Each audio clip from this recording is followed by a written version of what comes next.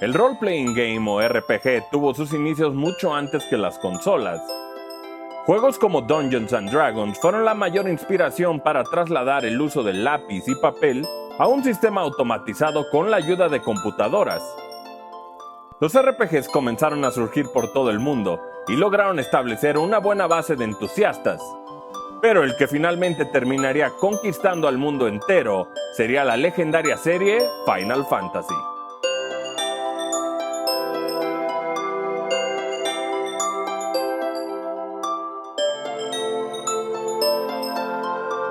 El boom de los RPG comenzaría casi al mismo tiempo con Ultima y Wizardry. En Japón, muchos de los que hoy desarrollan videojuegos se inspirarían en las posibilidades de interacción de estos títulos para crear sus propios proyectos. En un intento de aterrizar las ideas de los RPGs nacidos en Occidente para el público japonés, Yuji Horii trataría de impregnar el género con iconos familiares en su país. Dragon Quest era la fusión ideal entre los trazos de Akira Toriyama, famoso por Dragon Ball, y la fantasía medieval de los RPGs occidentales. Aunque Dragon Quest conquistaría Japón, en América el público joven que consumía videojuegos de consola no estaba listo para una experiencia tan compleja y pausada como la que ofrecía un RPG. Denjusha, una compañía involucrada en la industria de la energía eléctrica, fundó una subsidiaria de desarrollo de software conocida como Square. Un joven, Hironobu Sakaguchi, llegaría a las filas de la compañía, trabajando medio tiempo con el simple objetivo de ahorrar dinero y seguir persiguiendo su sueño de ser músico. Con el paso del tiempo, trabajó en varios juegos dentro de la compañía como King's Knight y Rat Racer para el Famicom. Durante esos desarrollos comenzó su amistad con el talentoso Nobuo Uematsu, un genio autodidacta que quería vivir de la música, y también conoció al pionero programador iraní Nasir Gebeli, famoso por el desarrollo de juegos en la Apple II. Estos tres genios eran los ingredientes principales que lograron convertir Square en la compañía visionaria e idealista que hoy conocemos como Square Enix. Algunos de sus primeros juegos como 3D World Runner y Rat Racer fueron un completo éxito dentro de la librería del Famicom, sobre todo porque estaban inspirados en las arcades de Space Harrier y Outrun de Sega. Impulsado por el éxito de Dragon Quest en Japón, después de insistir mucho tiempo, Square le daría la oportunidad a Sakaguchi de hacer su propio RPG inspirado en Ultima y Wizardry. Fue así como 7 empleados de la compañía formaron el legendario A-Team, para comenzar el desarrollo de un proyecto conocido como Fighting Fantasy. Tiempo después cambiaría a Final Fantasy para evitar conflictos con un juego de mesa de la época. Así como Akira Toriyama era el principal artista y dibujante de Dragon Quest, Square necesitaría a alguien del calibre de esa figura, y la elección fue bastante acertada. El vanguardista Yoshitaka Amano ya había trabajado como diseñador de personajes y artista en producciones de Tatsunoko como Gatchaman, Speed Racer y en las populares novelas de Vampire Hunter D. El arte de Amano era tan contrastante con el de Toriyama que cuadraba perfectamente con la visión medieval y fantástica que se necesitaba para el juego. La historia del primer Final Fantasy nos cuenta la leyenda de 4 guerreros que buscan eliminar el caos del reino de Coneria y traer la luz a este mundo, el cual está habitado por diferentes razas incluyendo humanos, elfos, enanos, sirenas, dragones y hasta robots, los cuales eran representados con bellísimos sprites inspirados en los diseños de Amano. Akitoshi Kawasu fue quien diseñó el sistema de batalla basado en las reglas de Dungeons and Dragons, con un sistema de ventajas y desventajas dependiendo del elemento de ataque. Este concepto no había sido implementado en ningún RPG japonés de la época. Algo que es muy lindo del combate por turnos, ¿no?, en juegos como Final Fantasy I, es que tienes como el lado heroico y el lado antagónico, ¿no?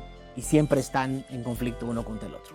Entonces hay algo muy bonito de poder físicamente ver esos dos lados. Inclusive en Dragon Quest yo todavía no sentía esa cercanía, porque era en primera persona, tenías al monstruo enfrente, pero cuando ya tenías del lado derecho a los héroes y del lado izquierdo a los monstruos, ¿no?, era casi como un combate táctico, ¿no?, un combate campal, donde ya podías realmente entender los dos lados, imaginar el sudor, imaginar la entrega, ver las caras de los personajes cuando están peleando contra esta cosa más grande que ellos, ¿no?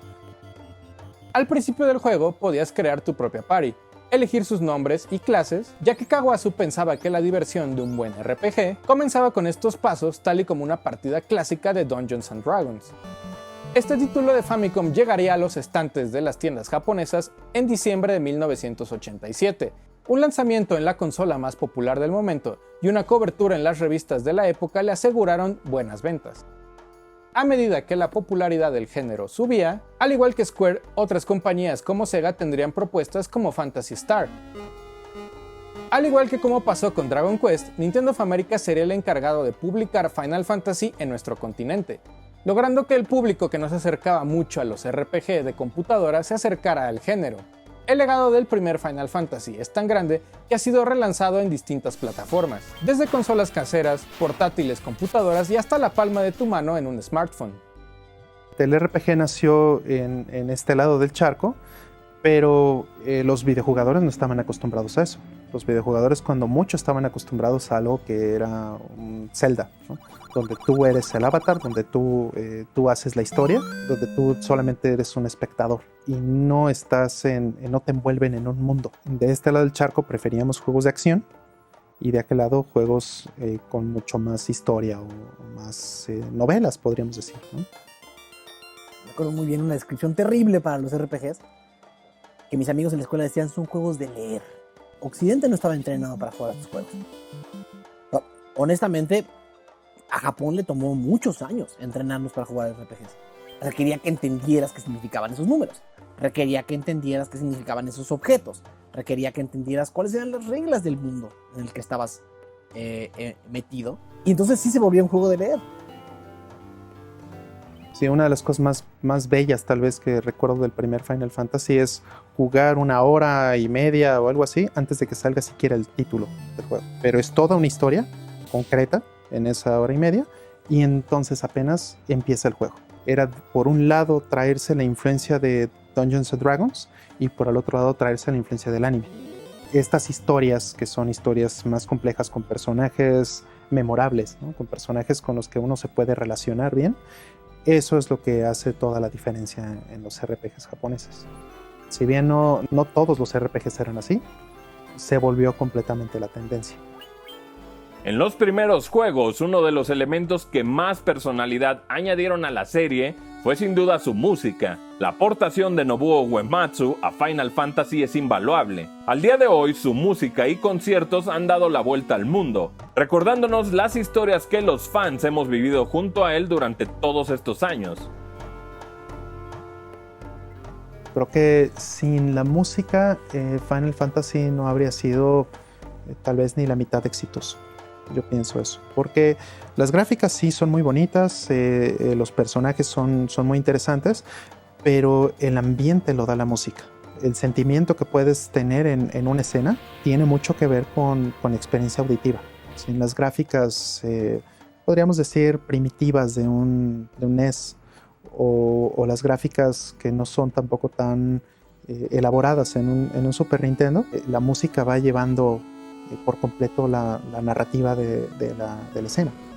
Y Uematsu creo que más que ser talentoso, además dio mucho él personalmente a la franquicia. Y lo que supo expresar en la música de Final Fantasy es lo que al final nosotros recibimos como espectadores. Lo que nosotros entendemos de Final Fantasy está influenciado completamente por su propia percepción de la franquicia. Gracias al buen recibimiento en Japón, su secuela Final Fantasy II llegaría un año después de la entrega original, con un equipo de desarrollo más grande y un Hironobu Sakaguchi a cargo de la dirección del proyecto.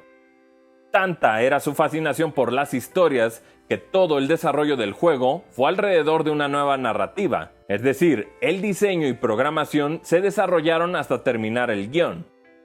Gebeli ya era considerado uno de los programadores más talentosos de la época, y durante el desarrollo de esta secuela estuvo a punto de abandonar el proyecto, debido a la expiración de su visa de trabajo en Japón. Tan importante era para Square que lo siguieron hasta Occidente, con todo el material necesario para seguir trabajando en el proyecto. Final Fantasy II sería lanzado en Japón a menos de un año de diferencia del original. Sakaguchi decidió tomar una nueva dirección para el juego, y no incluyó a ningún personaje ni locación del primer Final Fantasy. Esta secuela integraría nuevos elementos y mejoraría algunos aspectos del juego anterior. La interfaz de batalla cambiaría para integrar en una sola ventana a nuestra party con los enemigos. Además, el campo de batalla era extendido y teníamos la capacidad de retroceder para evitar ataques físicos, pero no los ataques a distancia. La más grande adición a esta secuela eran los Chocobo, un tierno acompañante y medio de transporte que ha permanecido en la franquicia hasta la actualidad. E inclusive gracias a su popularidad, hasta ha tenido sus propios videojuegos. También había la implementación de nuevas reglas, como un sistema de afinidad a las acciones y armas, que dejaron personalizar al jugador su progreso durante la aventura. Aunque la party tenía miembros fijos, Final Fantasy II introdujo personajes secundarios que te acompañaban durante tu aventura temporalmente. También había la implementación de nuevas reglas, como un sistema de afinidad a las acciones y armas, que dejaron personalizar al jugador su progreso durante la aventura. Aunque la party tenía miembros fijos, Final Fantasy II introdujo personajes secundarios que te acompañaban durante tu aventura temporalmente. Nintendo of America decidió no seguir publicando RPGs de terceros en la región, por lo que si Square quería lanzar algo fuera de Japón, tendría que hacerse cargo de su publicación en Occidente, tal y como lo hizo Enix con los otros 3 Dragon Quest en NES. Debido al éxito de la serie, Square estaba trabajando a marchas forzadas en secuelas, por lo que decidieron dedicarse enteramente a eso en lugar de localizar los juegos para otras regiones. Traducir un juego de Famicom de japonés a inglés es más difícil que uno de Super Famicom, porque en los juegos de Famicom, siendo que técnicamente son inferiores desde el punto de vista de almacenamiento, el tamaño del ROM, no pueden utilizar kanji. Todo el lenguaje o todo lo que se habla dentro del juego está normalmente en hiragana o katakana, pero si solamente tienes la fonética en el Famicom, por ejemplo, o en alguna plataforma que no puede desplegar kanji, entonces es mucho más complejo. Con el fin de no perder esa curva en ascenso que tenían con la franquicia, Square puso en marcha a 2 de sus equipos para desarrollar nuevos títulos. Casi al final de la vida del Famicom pudimos ver juegos que realmente podían exprimir todo el poder de este hardware, y sin duda, Final Fantasy III es uno de ellos. Esta tercera entrega revolucionaría por completo el sistema de progreso, dándole la oportunidad al jugador de cambiar de trabajo a los personajes, mezclar habilidades e incluso mejorar ciertos personajes para progresar dentro de la historia. También sería el primero que mostraría gráficamente el número de daño durante batalla sobre los enemigos. A pesar de que Final Fantasy III fue un éxito rotundo en Japón y vendió más de 1.5 millones de copias, fue hasta la llegada del Nintendo DS que el resto del mundo pudo disfrutar de una nueva versión en 3D de este juego. En este momento, los RPG se convirtieron en el género más popular de todo Japón. El desarrollo de Final Fantasy III fue tan acelerado que su lanzamiento llegaría casi al mismo tiempo que la salida del Super Famicom. Para todos los developers de la época, una nueva consola de Nintendo requería de toda su atención para dar el salto tecnológico a una nueva generación, por lo que se dedicarían todos sus esfuerzos para el futuro de Final Fantasy. Con el poder del Super Nintendo, Sakaguchi y Square, conocido ahora como Squaresoft, podían entregar una historia mucho más elaborada y con más diálogos. A mano, tendría herramientas para hacer personajes más complejos. El uso de Mode 7 le daba una nueva perspectiva a la exploración. El increíble pixel art y arte en 2D de la talentosa Kazuko Shibuya, quien había estado a cargo de trasladar los diseños de a mano a los juegos, finalmente tuvo su arte plasmado en la portada. El inconfundible estilo Super Deformed de los sprites fue la cara de la serie durante esa etapa. Lo más importante de Final Fantasy IV es que Squaresoft estrenaría por primera vez el ATB, o Active Time Battle, añadiendo dinamismo y urgencia a las batallas. Este nuevo estilo de combate creado por Hiroyuki Ito cambiaría las reglas de turnos tradicionales a otras que dependerían más de un temporizador. Posteriormente, este estilo de combate sería reutilizado y refinado en entregas futuras. Este se convertiría en un sello de Squaresoft para otros juegos como Secret of Mana y el mítico Chrono Trigger. En cuanto a su llegada a Occidente, Squaresoft sería mucho más precavido, y solo saldría pocos meses después del lanzamiento original.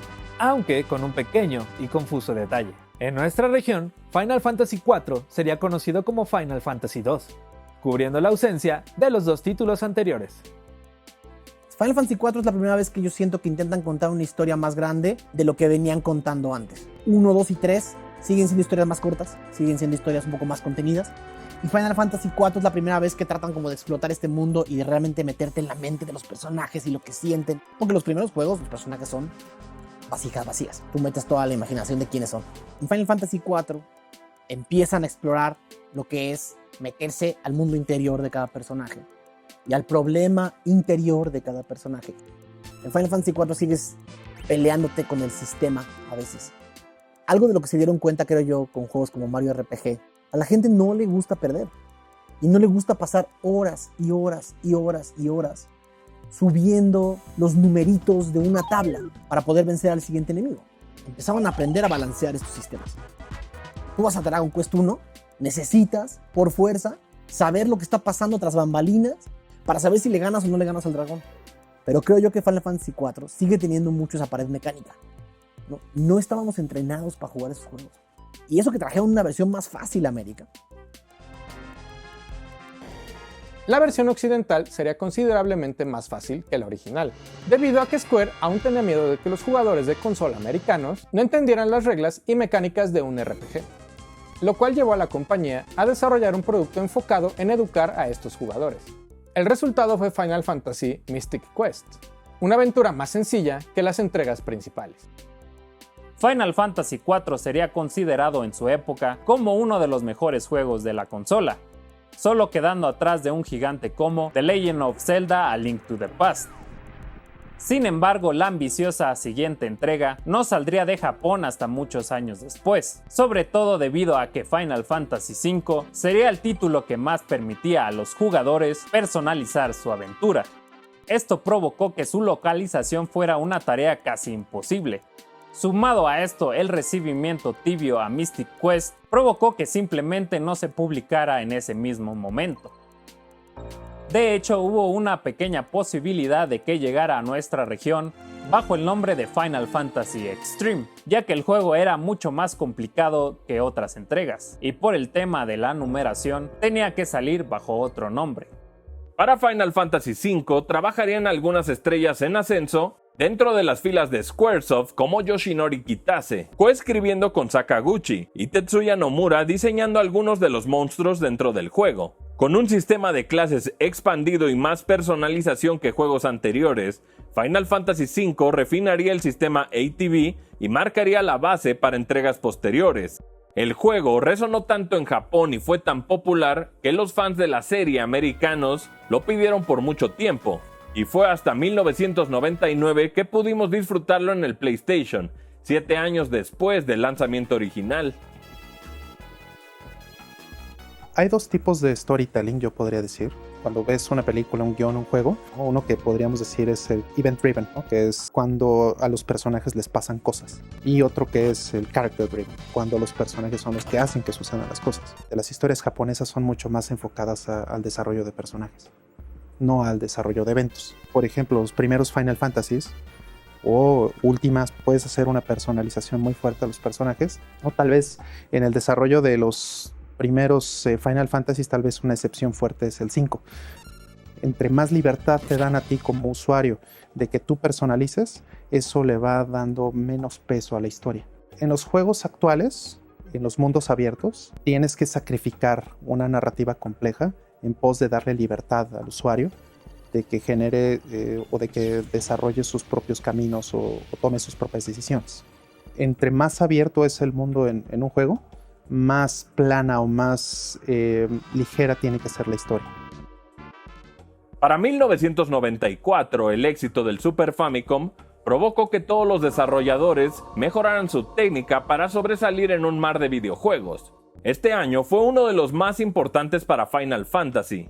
Por primera vez la dirección del juego estaría a cargo de alguien que no era Sakaguchi, y sería la entrega que jugaría con diseños industriales y tecnológicos que se acercaban al steampunk. Todo esto siempre con la supervisión de Sakaguchi, que tenía nuevas responsabilidades dentro del estudio como vicepresidente ejecutivo de Squaresoft. Final Fantasy VI era uno de los títulos más ambiciosos para el Super Famicom. Al contar con varios directores, los personajes e historia contaban con matices más profundos que entregas anteriores. La guerra entre el bien y el mal era acompañada de situaciones mucho más humanas y sentimentales. Además de que para este juego se tomó la gran decisión de tener varios protagonistas. Final Fantasy VI cerraría un ciclo bastante importante para la franquicia. No es posible jugar Final Fantasy sin volumen. La música de Final Fantasy es el protagonista tácito. Creo yo que para mí el momento más icónico en cuestión música, historia y narrativa de Final Fantasy desde que existe la franquicia son los 3 Magitex, ¿no? Caminando hacia Narshe. Y luego la música misma te da la introducción a esta escena misteriosa, rarísima, ¿no? Esa ciudad ahí al fondo iluminada que se va levantando poquito. Era una película. Es difícil cerrar los ojos e imaginarse esa introducción sin escuchar el tema de Terra, ¿no? Están pegados, ¿no? En la memoria, en la nostalgia, en la forma en la que percibiste por primera vez el juego, están pegados. No hay forma de separarlos. Cada personaje tiene sus momentos, cada escena tiene sus momentos musicales que hacen que se te queden todavía más impresas en la mente. La ópera de Final Fantasy VI me parece que es una escena espectacular, precisamente porque te mete por completo con música, con texto, con personajes, con actuación dentro de un videojuego, ¿no? A una historia dentro del videojuego, una narrativa interior del videojuego.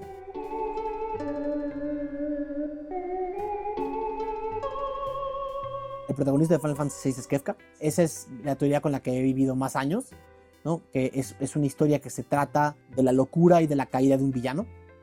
Pero con el tiempo me he convencido más que la historia de Final Fantasy VI es una historia del mundo. Empiezas con algunos conflictos locales que se terminan convirtiendo en un conflicto mundial que termina dando la vuelta por completo a lo que el mundo era y lo que el mundo termina siendo al final del videojuego. Pasa por una transformación de la que no puedes volver. Si tú te vas al arquetipo del héroe, parte importante del crecimiento de un personaje es el momento en el que tiene un punto de quiebre, ¿no? Y de ese punto de quiebre ya no puede volver. Creo yo que Final Fantasy VI trataba de contarte un conflicto más grande que su propia historia. Yoshinori Kitase sabía que Final Fantasy tenía que reinventarse y debía de adaptarse al 3D si quería obtener un lugar en las nuevas generaciones de consolas. El Super Nintendo llegaba a su fin y el 3D era la tendencia a la que se dirigían los videojuegos. La ambición de Squaresoft para la 7ª entrega era tan épica que la decisión de Nintendo por mantener cartuchos en el Nintendo 64 ya no era viable para contar esta historia. La llegada del PlayStation y los CDs era la solución más viable que les permitía lograr la visión que tenían para la siguiente entrega. En sus primeros conceptos, Final Fantasy VII tendría lugar en Nueva York. Sería la primera vez que un setting real sería el escenario para una entrega de la serie. Al final, ese concepto se desechó, aunque fue rescatada esa visión cinemática por Parasite Eve. El desarrollo de Final Fantasy VII comenzó en 1995, cuando Squaresoft contrató a más de 120 artistas y programadores para crear el videojuego más ambicioso que había existido hasta ese momento. Sakaguchi y el equipo tuvieron la idea de borrar la línea entre el gameplay y las cinemáticas, permitiendo a los usuarios jugar encima de fondos prerendereados. Final Fantasy VII lo sentimos todos como algo épico, como transformativo, transformacional. O sea, fue algo muy disruptivo. A todos nos cayó de sorpresa. No pensábamos que algo así pudiera existir. Veníamos, por supuesto, ya de los antecedentes de un Final Fantasy VI, que ya para nosotros había sido como el pico del desarrollo de videojuegos en el mundo. En el 7, cuando empezamos a ver los cinemas, la manera en la que funcionaban los summons, pues nos voló la cabeza. Decíamos, esto es el futuro. Hay una diferencia enorme entre lo que fue el pasado de los videojuegos y esto. Era un parteaguas. Era antes de Final Fantasy VII y después de Final Fantasy VII en la industria de los videojuegos. Final Fantasy VII era muy diferente a los títulos anteriores de la serie, con un mundo que tenía tecnología avanzada como robótica, ingeniería genética y vehículos, incluyendo el tema de empresas multinacionales controlando el medio ambiente, y la vida se acercaba cada vez más al cyberpunk. Cuando finalmente llegó a nuestras manos en sus 3 discos, el impacto fue tal que para la mayoría de jugadores de la época, hacerse de un PlayStation era una prioridad. Y el mundo del juego de rol de videojuegos hoy se reconoce como un mundo que te cuenta historias, no como un mundo que te hace matemáticas en el fondo. Y nos tomó posiblemente una década de que llegó Dragon Quest a nuestras casas, a que tuvimos una historia como completita para jugar en nuestro Super Nintendo o en nuestro PlayStation 1. Y entonces el juego ya no se trataba de números, se trataba de la historia de estos mundos increíbles. Cada vez más, el sistema matemático y mecánico de Final Fantasy o de los juegos de rol se va más al fondo y la historia emerge y emerge y emerge más. Creo yo que el momento en el que esas dos cosas llegaron como a su balance perfecto, ¿no?, fue Final Fantasy VII. El futuro de los videojuegos estaba sucediendo en una consola que no era de Nintendo, y al día de hoy podríamos asegurar que Final Fantasy VII es una pieza fundamental para el éxito de la consola de Sony. Tanto que 23 años después volveríamos a explorar Midgar en una versión completamente nueva. Es imposible hacer un remake del Ciudadano Kane de los videojuegos. Si tú tratas de hacer un remake cuadro por cuadro, palabra por palabra, de Final Fantasy VII, vas a hacer enojar a muchísimas personas. ¿Por qué? Porque acuérdate que Final Fantasy VII tiene un nivel de resolución menor. La mayor parte de Final Fantasy VII pasó en nuestras cabezas. Mi Final Fantasy VII es diferente a tu Final Fantasy VII. No son comparables. Si lo intentas hacer, sigue perdiendo el nuevo. Porque estás peleándote contra la nostalgia de las personas. No contra un juego, estás peleándote contra el juego que tienen en la mente. Que el villano principal de Final Fantasy VII Remake es la nostalgia. Porque el equipo que hace el remake se da cuenta, creo yo, que no hay ser humano que pueda rehacer ese juego sin hacer enfurecer al mundo. ¿Cómo lo haces? Lo retas, lo cambias, le das una vuelta que nadie está esperando. Final Fantasy VII Remake es el único que se puede llamar así. La mayoría de Final Fantasies no están conectados uno con otro. Sin embargo, los temas que se tocan en ellos generalmente constituyen en un grupo de personas que se unen en contra de un mal mayor. Además de vencer obstáculos personales a lo largo de estas aventuras, el jugador puede notar la evolución de los personajes y aprender lecciones valiosas de ellos. La visión que ha tenido la franquicia desde que nació ha logrado separarla de muchos otros juegos por su estilo, presentación y temas, sin olvidar que Final Fantasy ha logrado marcar la pauta para la creación no solo de videojuegos, sino también de películas, libros y otros medios interactivos. Final Fantasy en sus primeros años se trató de reinventar en cada entrega, hasta el punto de fusionar los temas de la realidad con la fantasía. Su aportación más grande es la ambición de mejorar en cada paso que da, empujando al medio de videojuegos a superarse en todos sentidos, y conquistando al mundo entero con sus historias y personajes de una manera que otros RPGs simplemente no pudieron. Es por eso que Final Fantasy es una leyenda de los videojuegos.